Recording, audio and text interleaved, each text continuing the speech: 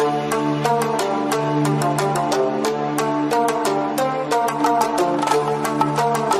the name of Allah, the most gracious and the most merciful, my name is Saim Shahzad. I am biology teacher and I am here for your preparation of MD CAT.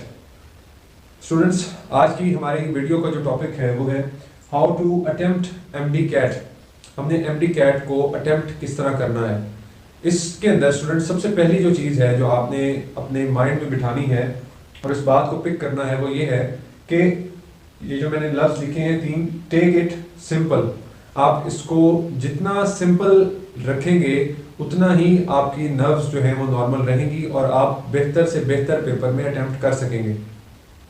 अपने आप को काम करके paper से पहले एक दिन और उसके बाद पेपर में जाके जितना अपने दिमाग को सिंपल रखेंगे, जितना अपने दिमाग को काम रखेंगे, आपकी जो सक्सेस है वो इसमें यकीनन जो है आप अपने उस टारगेट पे पहुंचेंगे जहां पे आपने जिस टारगेट को अचीव करने के लिए सारी जिद्दोजहद और मेहनत की होती है.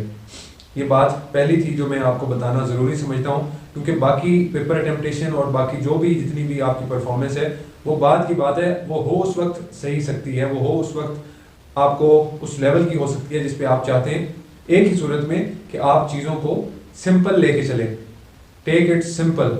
अपने नर्व्स को नॉर्मल रखें, अपने माइंड को कूल रखें. यही आपकी जीत का सबब बनेगी. ये फैक्टर्स जिसके तहत आप कामयाब हो सकते हैं.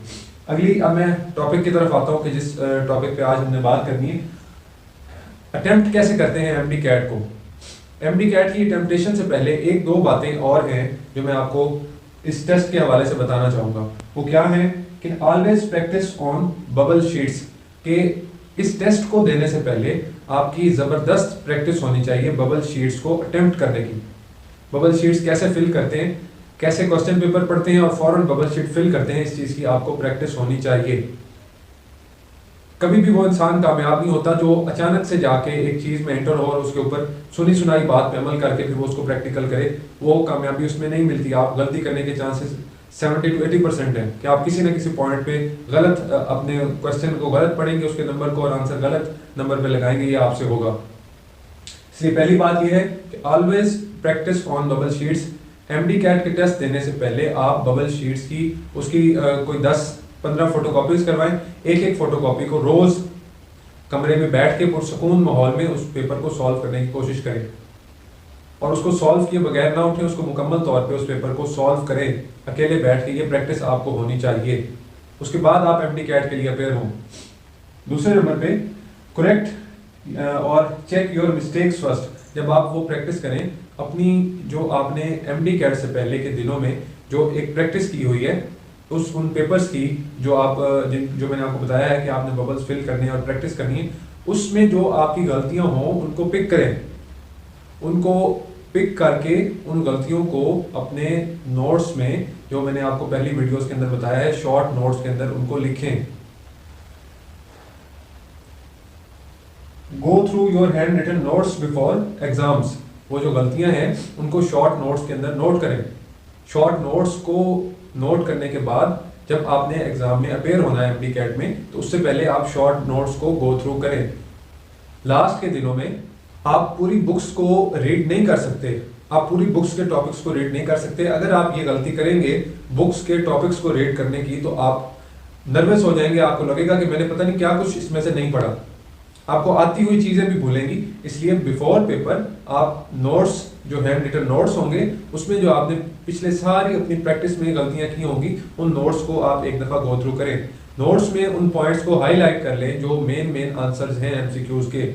जैसे ही आप पेपर में बैठेंगे वो जो नोट्स के आंसर्स हैं वो फौरन से आपके दिमाग में टिक हुए होंगे और उस तरह ही वो आंसर आप इंशाल्लाह अपने MD CAT के पेपर में आप देखेंगे कि वो लिखा होगा और आपका फौरन दिमाग उन आंसर्स के ऊपर जाएगा. इसलिए सबसे बड़ी चीज़ MD CAT की प्रिपरेशन और उसकी अटेम्प्टेशन में ये उसकी बैकग्राउंड की चीज़ें हैं जो लेके आप MD CAT में हाजिर हों, ताकि किसी किस्म की गलती की गुंजाइश ना रहे. सबसे पहली चीज़ मैंने आपको बताई कि आपकी नर्व्स नॉर्मल होनी चाहिए.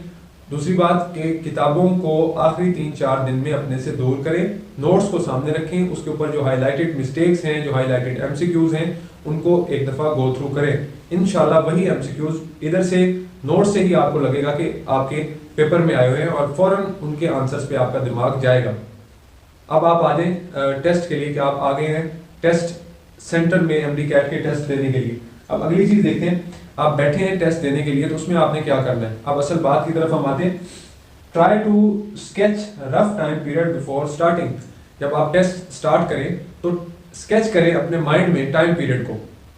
टाइम पीरियड देखें कि जब आप टेस्ट स्टार्ट करने लगे हैं आपके माइंड में एक रफ स्केच बनना चाहिए कि इतने टाइम है मेरे पास और मेरी प्रैक्टिस इस तरह है कि मैं इंग्लिश को इतने वक्त में करूंगा, बायो को इतने वक्त में करूंगा, फिजिक्स को इतने वक्त में करूंगा। ये आपने टाइम पीरियड बैठते ही पेपर में इसको डिवाइड करना है। उसके हिसाब से अपनी वॉच पे देखना है कि मैंने 50 मिनट्स में फिजिक्स को हल करना है, मैंने 40 मिनट्स में बायो को हल करना है, मैंने 40 मिनट्स में केमिस्ट्री को हल करना है, मैंने 15 मिनट्स में इंग्लिश को हल करना है, मैंने 10 मिनट्स में एनालिटिकल रीजनिंग को हल करना है।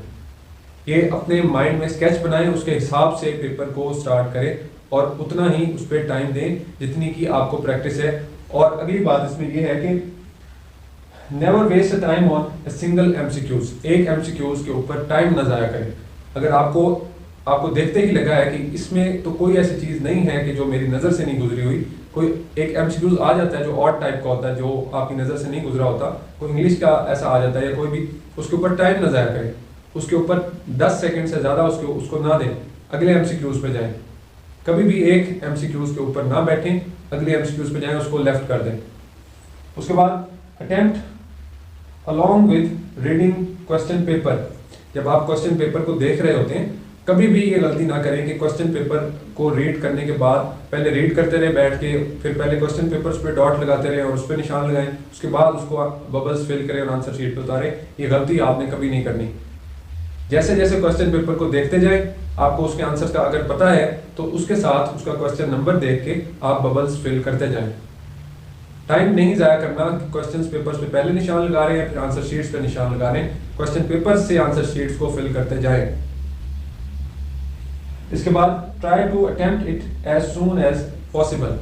जितनी जल्दी हो सके कोशिश करें कि 15 से 20 मिनट पहले आप मुकम्मल बबल शीट फिल कर ली हो और वो क्वेश्चंस कर ली हो जो 100% आपको आते हैं, उनको आपने बबल शीट पे मार्क कर लिया हो। उस 10 से 20 मिनट में जो आपके पास लेफ्ट ओवर हो, जो बच जाएं, उन 10 से 20 मिनट्स में उन एमसीक्यूज को तैयार करें, उन एमसीक्यूज को रीड आउट करें जिस पे आपको डाउट है, उनको देखें, उनको गौर से पढ़ें, उनके अंदर से पॉइंट्स को सोचें। जो बिल्कुल इररेलेवेंट उसके अंदर आंसर्स है उनको लेफ्ट करें, जो थोड़े से रेलिवेंट आंसर्स आपको लगते हैं उन एमसीक्यूज में जो आपने छोड़े हुए हैं, जो आपने छोड़ दिए, उन पे गौर करें और उनमें से जो 2 रेलिवेंट आंसर्स हैं उनमें आप टिक करने की कोशिश करें एक को। इससे ये होगा कि जो 100% आपका जो रॉन्ग होना था आंसर, उसके 25 to 50% चांस हो जाएंगे कि वो आपका ठीक हो जाए। उस पर टाइम लगाएं, उस पर गौर करें, उन क्वेश्चंस पे जो आपने पेपर के दौरान छोड़े होते हैं। तो ये एक ओवरऑल सिनेरियो है आपके एमडी कैट में अपेयर होने का। मैंने आपका पोस्ट जो पेपर का टाइम पीरियड है वो भी बताया और पेपर से पहले का जो वक्त है आपका तैयारी का, वो भी मैंने आपको उसकी सारी चीज़ें बताई हैं कि किस तरह आप किस माइंडसेट से पेपर में अपेयर आपको होना चाहिए, किन चीज़ों को आप तैयार करके, किन चीज़ों को आप किन में से गुजर के एंड पेपर से 3 से 4 दिन जो उसके हैं उससे पहले के, उसमें आप किन चीज़ों से गुजरें और कैसे तैयारी करके आप पेपर में अपेयर हों। और पेपर में अपेयर होने के बाद आपने कौन कौन सी गलतियां नहीं करनी वो मैंने आपके सामने रखी हैं। उम्मीद करता हूँ आपको वीडियो पसंद आई होगी। चैनल को ज़रूर सब्सक्राइब कर दीजिए। अगर कोई क्वेश्चन हुआ तो ज़रूर पूछिएगा। साइम शहजाद को इजाज़त दीजिए। अल्लाह हाफ़िज़।